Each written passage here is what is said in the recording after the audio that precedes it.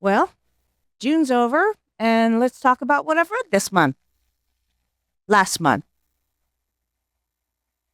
Anyway, started the month off with Fascism A Warning by Madeleine Albright, former Secretary of State.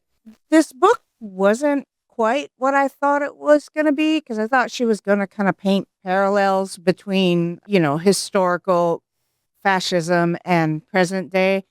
But it spent most of its time focused on Mussolini and Hitler, and sprinkled in was a little bit about Viktor Orban, Erdogan, and Putin, but it didn't really talk about other things I was expecting it to talk about. It was still a good historical look at fascists and what she's implying, I think, is what to look out for to prevent it from happening in modern day, which good one. Anyway, the next one was Read Between the Lies by Jessie Sutanto. I don't know how to pronounce that. It talks about an author who finally got her first book deal, and it wasn't that was a fly. One eternity later.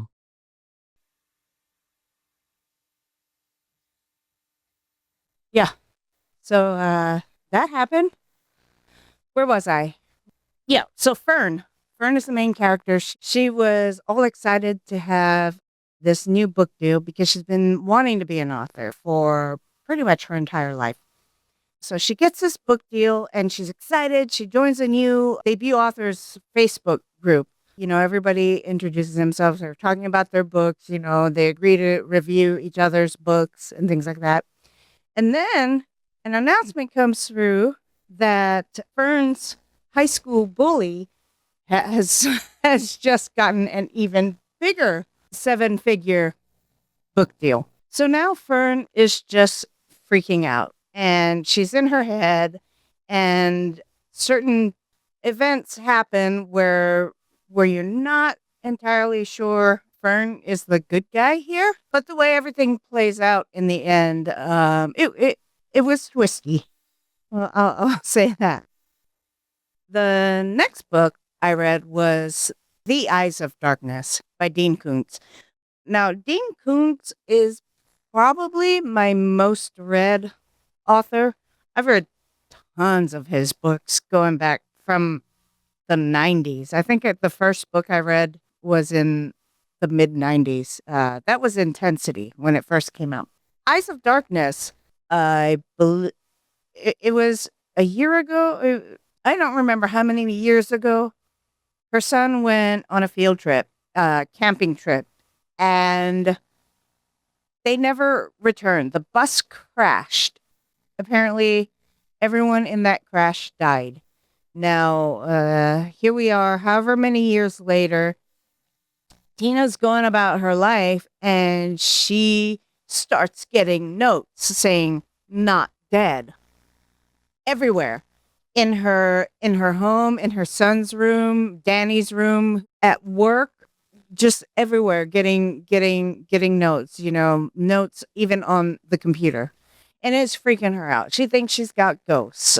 So this whole book goes through the crisis she's going through, and she's convinced that her son is not dead. That book was a really good one. I love Dean Koontz. He's one of my favorite authors. So that was a really good book I enjoyed.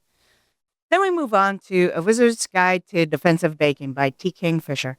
I'm not going to go over this one a whole lot because it was in my first video. You can go back to that, my mid-year video.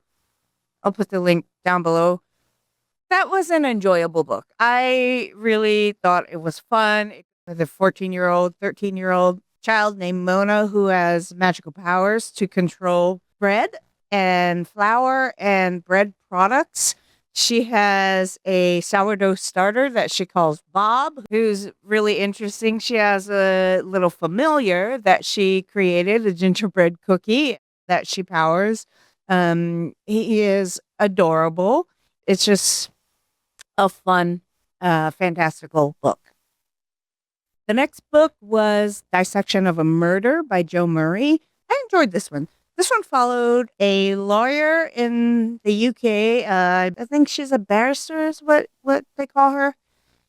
A murder happens, and the defendant requests her, specifically by name. However, her husband is the prosecutor, so she's going to have to go up against her prosecutor husband, who was also her mentor, law school or just beyond law school, actually. There's a little twisty, turny things happen there. The defendant was wrongfully accused of his first crime, which he did his time for and got out. Now he's being accused of a murder. And of course, he's saying, I didn't do it. So Layla is going to have to go up against her prosecutor husband, Julian, and you see the relationship there kind of tense up during this case. And yeah. And then we move on to If This Book Exists, You're in the Wrong Universe. And this is one that I actually do have a physical copy of because it was one of those blind date with a book thing. So it came, wrapped in paper with a little description on it. I thought it would be fun to do one of these. And it was an enjoyable book. It was part 4 of a series, however. And I did not read the other books. John Dies at the End was the first book. So anyway, this is a pretty interesting book. It was funny. It was like Shaun of the Dead type humor. Those Cornetto movies. It was stupid humor like that. It was a fun read. Then I followed that up with the other book I bought on that trip to Talking Animals is One Day Everyone Will Have Always Been Against This by Omar El-Akkad. This book talks about the shit that's going on in Palestine and essentially the genocide at the hands of Israel. And basically it's a critique of Western imperialism and hypocrisy when it comes to fighting for human rights. This was heartbreaking. Honestly, it's an uncomfortable book to read, and I think more people need to read uncomfortable books. The next book I read was Warbreaker by Brandon Sanderson. I really, really liked this book.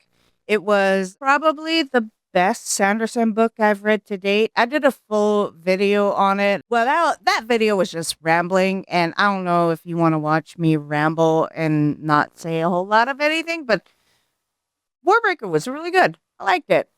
Moving on. I read Bat Eater and Other Names for Cora Zeng by Kylie Lee Baker. In the US, it has that really long title. I think everywhere else in the world, it's just called Bat Eater.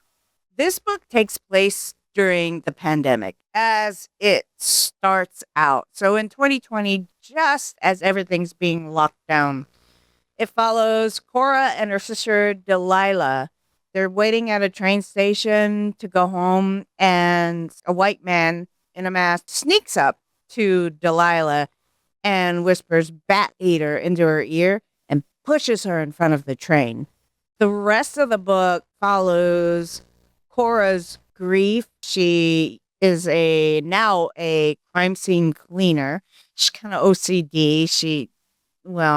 There's no kind of about it. She does have OCD. And she notices that these crimes that they're cleaning up now, it shows signs of a serial killer. Every single one of them that they're cleaning now is an Asian person, and they're always finding bats, dead or mutilated bats at the crime scene. Meanwhile, not only do they have the serial killer aspect, but now Cora thinks she's being haunted by Delilah or hungry ghosts, as the Chinese they have a month, a holiday devoted to feeding hungry ghosts to basically keep them satiated in the afterlife and to keep them from haunting you. I don't know the full history. I'm not Chinese. I'm only half Japanese, and I only half know our own cultures, holidays, and superstitions like that, let alone Chinese. This book had some really, really, really good social commentary on the racism that happened during the pandemic. It never happened to me, but I do know someone who was harassed and got into a fight because he looked very, very Asian. He is, but he also looked at more than I do because I have a little bit of Caucasian messing with my features. Anyway, it's got really good social commentary. It also had some really creepy parts with the ghosts and the shadows and everything that she sees. So it was a really good book. I enjoyed it. I do like me some creepy ghosts, just not in my life, but in my reading and in my movies. I like creepy things and horror things. I would probably piss my pants and shit myself and basically go catatonic if I saw something in real life. But for entertainment, it's awesome. And the last book I read is called The Date by T.H. Murdoch. The main character is Miles. He went on a date, not Tinder, but whatever, one of those Hinge. I think it was Hinge. He went on a first date with someone. Then the next day she turns up murdered, and he's accused of the murder because he was the last one with her. A year later, the trial goes on and he gets acquitted.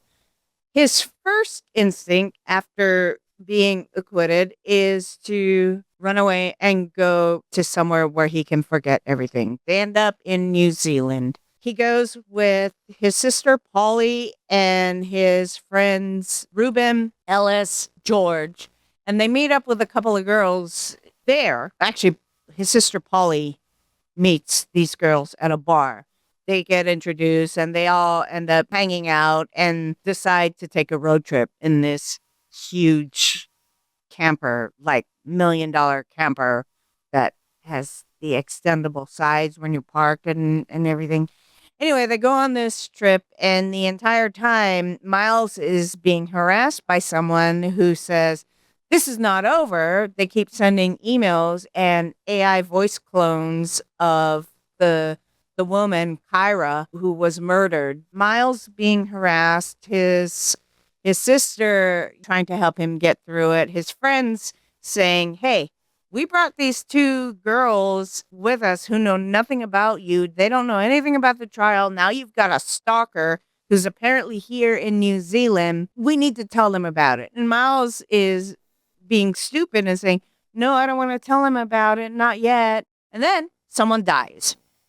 And the girls are freaking out. Everyone's freaking out. Well, I'm not going to go about the end. I'm just going to say that the end for me was kind of eh, and the twist at the end was also kind of because there were clues dropped about one of his friends being very incelly, and so we'll just leave it at that. I think just saying that much probably spoiled the end of the book. Anyway, that was the last book I read. I just finished that one on Sunday, whatever day that was. And my plans for July, I have no idea, but I just started Nosferatu by Joe Hill. So I think that one's going to take a while because that is a pretty thick book. That's where I'm starting July with Nosferatu. I am probably also going to read Snow Crash during the month, and we'll see whatever else comes up. That's all I got. I should leave the bug part in this video.